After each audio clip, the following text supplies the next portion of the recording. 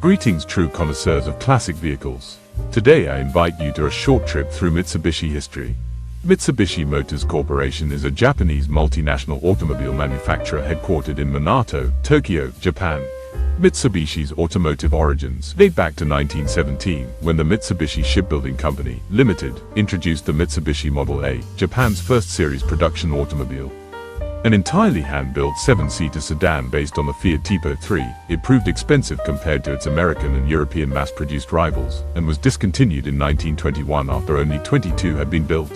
In 1934, Mitsubishi Shipbuilding was merged with the Mitsubishi Aircraft Company, a company established in 1920 to manufacture aircraft engines and other parts. The unified company was known as Mitsubishi Heavy Industries, and was the largest private company in Japan. MHI concentrated on manufacturing aircraft, ships, railroad cars and machinery, but in 1937 developed the PX-33, a prototype sedan for military use. It was the first Japanese-built passenger car with full-time four-wheel drive, a technology the company would return to almost 50 years later in its quest for motorsport and sales success.